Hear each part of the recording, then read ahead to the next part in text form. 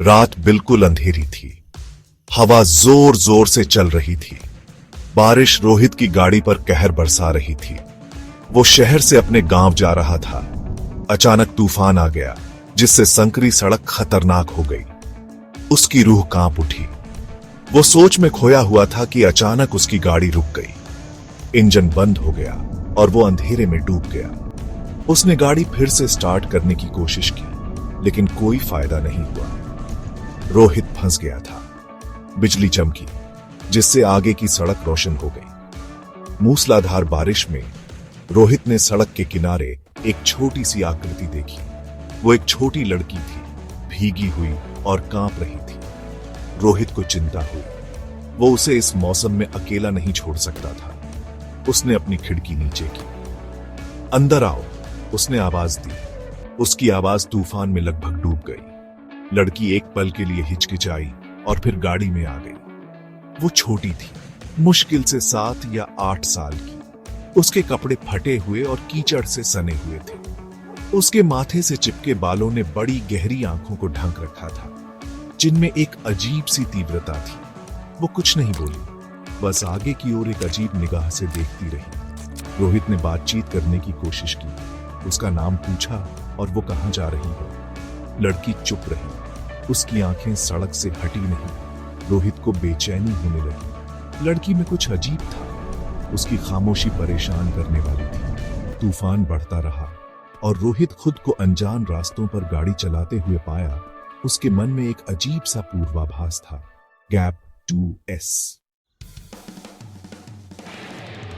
लड़की ने अचानक विंडशील्ड की तरफ उंगली उठाई। यहां मुड़ो, उसने फुसफुसाते हुए कहा।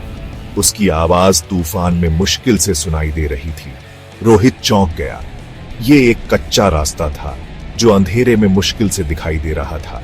वो हिचकिचाया, लेकिन लड़की की जिद भरी निगाह ने उसे मजबूर कर दिया। उसने गाड़ी को कीचड़ भरे रास्ते पर मोड़ दिया। गाड़ी हिचकोले खाते हुए आगे बढ़ी। जितना आगे वो जाते गए, माहौल उतना ही भारी होता गया। हवा भारी हो गई, एक अजीब, लगभग भयानक डर से भर गई। रोहित अपने दिल की धड़कन सुन सकता था। उसने लड़की की तरफ देखा। उसकी आंखें एक अप्राकृतिक रोशनी से चमक रही थीं, बिजली की चमक को दर्शा रही थी। कार का रेडियो, जो चुप था, अचानक बजने लगा।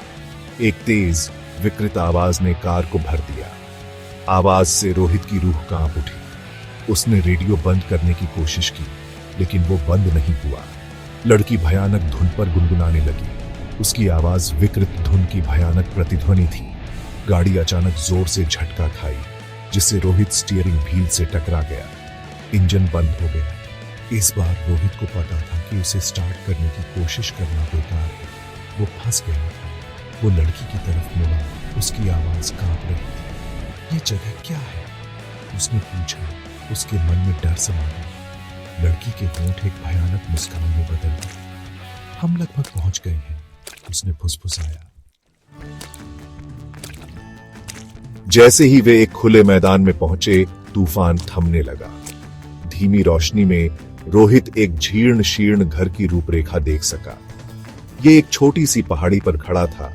इसका सिलहूट अंधेरे आसमान के सामने साफ दिखाई दे रहा था। खिड़कियां बंद थीं और कभी भव्य रहा घर अब खंडहर में बदल गया था। उस जगह पर वीरानी छाई हुई थी। रोहित की रूह कांप उठी।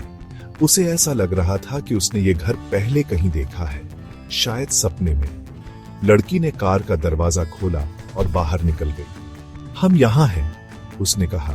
उसकी आवाज सन्नाटे में अजीब तरह से गूंज रही थी। रोहित उसके पीछे चला गया। उसका दिल जोरों से धड़क रहा था। जैसे ही वो कार से बाहर निकला, उसने देखा कि लड़की गायब हो गई है। उसने चारों ओर देखा, लेकिन उसका कोई निशान नहीं था। ऐसा लगा जैसे वो हवा में गायब हो गई हो। एक ठंडी हवा चली, जिससे उसकी रूह कांप उठी।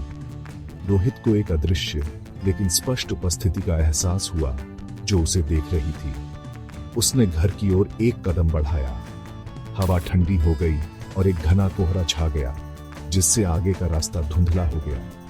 रोहित को एक भयानक डर महसूस हुआ, जो उसे वापस जाने का आग्रह कर रहा था, लेकिन कुछ उसे आगे की ओर खींच रहा था। उसे घर और गायब लड़की के रहस्य को सुलझाने के लिए मजबूर कर रहा था। रोहित सामने वाले दरवाजे पर पहुंचा। वो ऐसे खुला जैसे उसे अंदर बुला रहा हो। वो अंदर चला गया। उसकी आंखें अंधेरे में देखने के लिए संघर्ष कर रही थीं। हवा सड़ांध और किसी और चीज की गंध से भरी हुई थी, कुछ प्राचीन और परेशान करने वाली। फुसफुसाने की धीमी आवाज दीवारों से आती हुई लग रही थी। वो सावधानी से घर के अंदर चला गया। उसका हाथ नम दीवारों पर फिसल रहा था। मकड़ी के जाले उसके चेहरे से टकरा रहे थे और धूल उसके पैरों के चारों ओर घूम रही थी। जैसे ही वो एक कोने में मुड़ा, उसने उसे देखा। सूखे हुए खून जैसे दिखने वाले शब्द दीवार पर लिखे हुए थे, जब तक तुम कर सकते हो वापस लौट जाओ। रोहित का खून जम गया। वो महसूस कर सकता था कि अदृश्य उपस्थिति और मजबूत करीब आ रही है। एक ठंडी सांस ने उसकी गर्दन के पिछले हिस्से को सहलाया, जिससे उसकी रूह कांप उठी। वो धीरे से मुड़ा। उसका दिल जोरों से धड़क रहा था, किसी भयानक चीज का सामना करने की उम्मीद में।